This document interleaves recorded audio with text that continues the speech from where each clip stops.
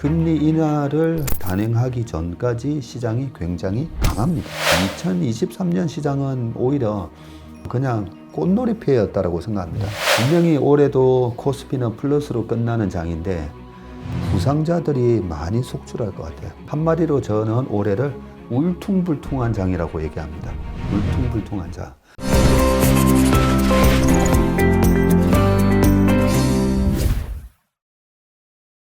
네, JNTTV 홍성용 기자입니다. 오늘은 박세익 채슬리 투자자문 대표님을 모시고 최근 증시와 관련된 이야기를 나눠보겠습니다. 대표님을 모셔달라고 요청한 분들이 굉장히 많아서 정말 어렵게 모셨습니다. 대표님 안녕하세요. 안녕하세요. 네, 안녕하세요. 야, 이제 식상할 만도 한데 그렇게 또 저를 불러달라고 하시는 분이 계시다니까 대단히 감사합니다. 예. 적극적으로 빨리 모셔달라고 해서. 네. 이제 이 가타부타 없이 바로 여쭤보면 이제 사실 지난해 말에는 이제 올해 증시 분위기가 달라질 것이다. 보통 이제 연초에는 증시가 오를 것이라는 기대가 있고, 그 다음에 금리 인하 국면이 미국발 금리 인하가 이르면 3월, 아니면 상반기 내에는 되지 않을까라는 기대감이 12월에 증시를 막 주도했잖아요. 근데 이제 뚜껑을 까보니까 올해 1월은 지금 이제 아직 다 끝난 건 아닙니다만 굉장히 망했다라는 얘기까지 돌 정도로 커뮤니티에서는 힘들어진 상황인데요. 좀 어떻게 보고 계십니까? 전체적으로 시장을 약간 좀 비관적으로 보는 시각은 23년 1월 달이랑 별 차이는 없는데요. 22년만 하더라도 시장이 되게 험악했었잖아요. 우리나라 시장도 거의 코스피가 25% 빠졌었거든요. 그리고 나스닥 같은 경우에 30% 이상 빠지고, 필라델피아 반도체 지수는 22년도에 거의 40% 가까이 이래 빠지면서 험악한 모습을 보였었던 거에 비해서 작년 연말에 미국 시장도 강하고 우리 시장도 강하다 보니까 23년 1월만큼 시장에 대한 비관론이 팽배한 건 아니지만, 그래도 제 주변의 시장을 바라보는 분들의 의견은 그래도 6대4 정도로 여전히 시장은 좀 조심해야 된다, 이런 의견이 좀 많은 것 같고요. 그래서 아직까지 시장은 올해도 24년은 플러스로 끝날 거라고 생각합니다. 그리고 두 번째는 그 심리적인 걸 왜 먼저 말씀드리냐면, 그 심리적인 거가 지나치게 과도한 기대가 이미 반영되어 있다면 주가는 비싸게 거래가 될 거기 때문에 그 말씀을 드린 거고, 약간 6대4 정도로 비관론이 좀 우위다 보니까 여전히 주식 시장이 좀 저렴한 가격에서 거래된다, 이 부분을 말씀드린 건데, 주식이 그 저렴하게 거래가 되려면 향후 미래의 성장 가치가 훼손된다라고 생각이 되면 주식이 PER이 낮게 거래가 되잖아요. 그러면 올해 EPS 증가율이 마이너스를 보일 거냐라고 생각해 보면 또 그렇지는 않아요. 그죠? 최근에 수출 동향에 대한 부분도 나오고 있지만 올해는 우리가 수출이 이제 회복하는 그런 국면에 있고, 작년에 반도체가 되게 안 좋았었지 않습니까? 실적이. 주가는 좋았지만, 주가는 하이닉스 88% 올라가고 삼성전자 42% 올라갔거든요. 그런 부분들을 이제 주가가 미리 선반영을 하긴 했을 건데, 지금 글로벌하게 AI를 비롯해서 반도체가 수출이 올해 회복되면서 우리나라 수출, 무역 수지 전부 다 굉장히 개선되는 흐름이 나올 거기 때문에 경기가 망가지면서 주가가 망가진다, 이런 거는 없을 거라고 생각합니다. 근데 작년 1월만 하더라도 너무나 다들 비관적인데 그런 비관적인 부분은 주가가 다 반영을 했고, 오히려 금리에 대한 피벗이 나왔었잖아요. 작년 7월부로 페드가 금리를 멈추면서 기다리던 피벗이 나오면서 주가가 이제 반등 들어가는 그런 모습이 기대됐기 때문에 2023년 시장은 오히려 그냥 꽃놀이패였다라고 생각합니다. 그런데 24년에 대해서 말씀드리면 좀 마음이 무겁습니다. 왜 무겁냐면, 분명히 올해도 코스피는 플러스로 끝나는 장인데 부상자들이 많이 속출할 것 같아요. 그게 좀 마음이 아프고요. 어떤 곳에서 부상자들이 속출하는지는 올해 5월에서 10월, 특히나 이제 코스닥이 짝수해에 5월에서 10월이 성과가 되게 안 좋거든요.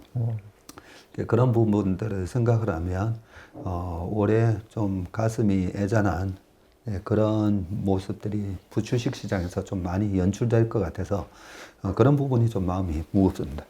말씀해 주신 걸 좀 종합해 보면 올해는 결국에 뭐 플러스로 끝날 것으로 관측됩니다만 뭐 곳곳의 섹터에서 부상자들 좀 피를 보는 분들도 있을 것이다 라는 얘기이고요. 이제 뭐 어떤 섹터가 가느냐 마느냐는 사실은 예측하기 어려운 측면이 있지만 관망은 해볼 수 있으니까요. 그 세부 섹터는 이제 좀 지금부터 이야기를 나눠봐야 되는데, 사실 이제 금리 인하라는 얘기가 계속 나옵니다. 그래서 이제 금리 인하가 언제 되느냐의 얘기도 좀 나눠봐야 될 거고, 금리 인하 국면에서 어떤 섹터에 주목해야 되느냐 얘기도 좀 나눠봐야 될 것 같은데, 대표님께서는 미국발 금리는 좀 언제쯤 될 거라고 보시나요? 제가 페드의 금리 인상에 대해서는 그동안에 2년 동안 보시면 제가 하나도 못 맞췄어요. 네, 그래서 저의 예측은 믿지 마시고요. 최근에 나온 예측 자료들 여러 유명하신 분들 얘기를 들어보면 5월 인하 가능성이 좀 높죠, 그죠? 예, 그리고 그런 부분을 가장 정확하게 반영하는 곳이 또 페드워치라고 있기 때문에 지금 페드워치에서는 5월 금리 인하를 가장 유력하게 보고 있고 3월 금리 인하 가능성은 좀 물 건너가는 그런 분위기고, 그러면 3월이 아니라 5월이기 때문에 주식시장에는 그러면 악재인가? 예, 그 부분이 중요하잖아요. 그런데 과거에 금리 인하를 했었던 국면들을 이렇게 보면 경기가 망가지면서 금리를 전격적으로 인하를 했던 코로나 때라든지 아니 뭐 2008년도라든지 그리고 닷컴 버블이 붕괴됐던 2001년이라든지 이런 경우를 제외하고 보험성 금리 인하라든지 그런 부분이 있었던 2019년도 뭐 이렇게 보면 금리 인하를 단행하기 전까지 시장이 굉장히 강합니다. 네, 그랬던 부분이 2019년도가 그랬었죠. 2018년 12월까지 페드가 9번의 금리 인상을 하고 나서 그때 금리 인상을 멈추고 2019년 8월까지 첫 금리 인하를 하기 전까지 시장이 굉장히 강했어요. 그런데 그때 당시에 미국 시장은 강했는데 우리 시장은 왔다 갔다 했었습니다. 그게 지금하고 되게 비슷하죠.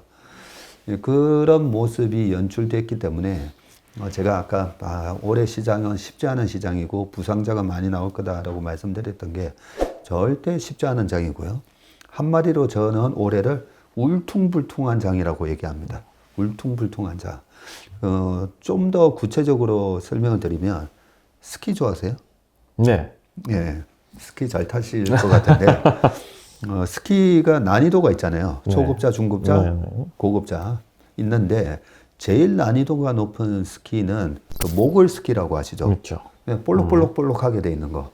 그 볼록볼록볼록한 것은 웬만한 그냥 중급자들 못 합니다. 그죠?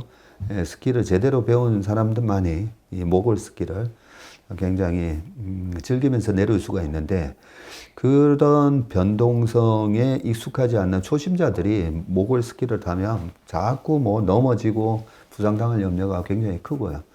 예, 그런 상황에서 올해 여러 번의 울퉁불퉁한 그런 모습이 연출될 건데, 자, 금리가 그러면 5월 달에 인하가 되면 2019년도에도 금리 인하가 있으면 이제 정말 경기가 좀 안 좋나?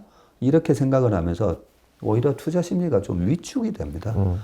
그래서 2019년도에도 금리 인하가 있었던 때를 잘 보시면 세 번의 금리 인하가 있었는데 첫 번째, 두 번째 금리 인하 때는 시장이 오히려 빠집니다. 네, 크래시 정도는 아닌데 이제 금리 인하 단행하면 도망 나와야 되는 거 아닌가?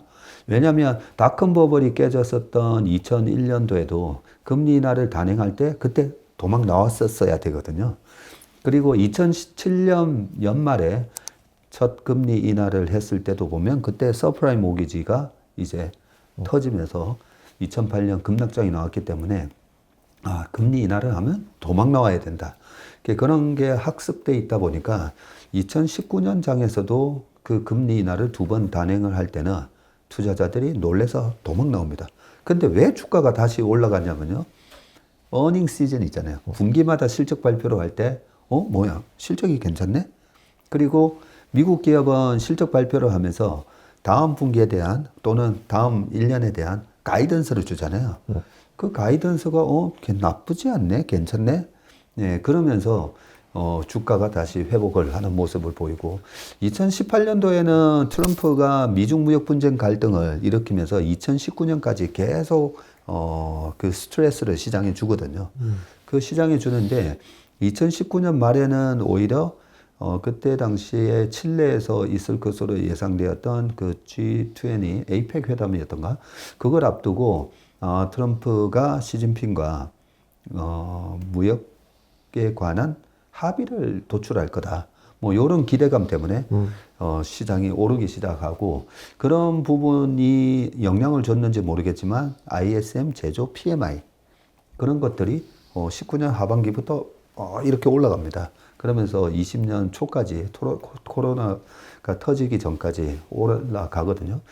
전반적으로 금리 인하를 하는데 물가를 잡기 위해서 18년 연말까지 금리 인상을 했었는데 금리 인상 그 물가에 대한 공포가 없어지고 경기는 오히려 돌아서는 느낌이 나니까 금리 인하에도 불구하고 주가가 올라갔었거든요. 예, 그래서 올해는 우리가 금리 인하라는 빅 이벤트가 있는데 이 인하를 하는 시점에 있어서 경기가 막연하게 안 좋을 거다 이게 아니라 실질적으로 ISM 제조 PMI가 돌아서고 있는지 두 번째는 ISM 제조 PMI가 돌아서면 우리나라 수출이 좋아집니다. 그래서 올해 정말 우리나라 수출 증가세가 계속 우상향하는지 그런 부분들을 확인하면서 잘 대응하셔야 됩니다. 도망 놔야 될 수도 있고 거기서 오히려 비중을 확대해야 될 수도 있는데 제 생각을 말씀드리면 저는 올해까지는 경기에 하드 랜딩은 없다라고 보고 있습니다. 그래서 그런 금리 인하가 됐든 아니면 무슨 우리가 전혀 예상치 못했던 이스라엘 하마스 같은 사태가 작년 10월에도 있었었잖아요. 그죠? 그런 예상치 못했던 어떤 이벤트로 인해서 주가가 눌렸을 때 어떻게 대응하느냐에 있어서는 바이 앤 딥스라는 전략, 딥이 있을 때마다 매수를 하는 전략으로 대응을 해야 된다. 그리고 연말 지수는 S&P 500이나 나스닥이나 코스피나 결국은 플러스로 끝날 거다라는 그 잣대를 정해 놓으시고 매매를 하시면 그나마 부상당하지는 않을 것 같습니다. 말씀을 많이 해주셨는데 금리 인하 국면이 이제 올해 말고는 이제 과거의 몇몇 기간들을 반추해 봐야 한다는 말씀이고요. 네. 항상 금리 인하 국면에 어떤 반응이 일어났냐? 시장의 기대와는 다르게 경기가 올라서는 경우들이 있었다. 그러니 올해도 비슷한 방식으로 펼쳐질 수도 있다. 하드랜딩이 아닐 것이다라는 이제 관측을 조금 해주셨는데.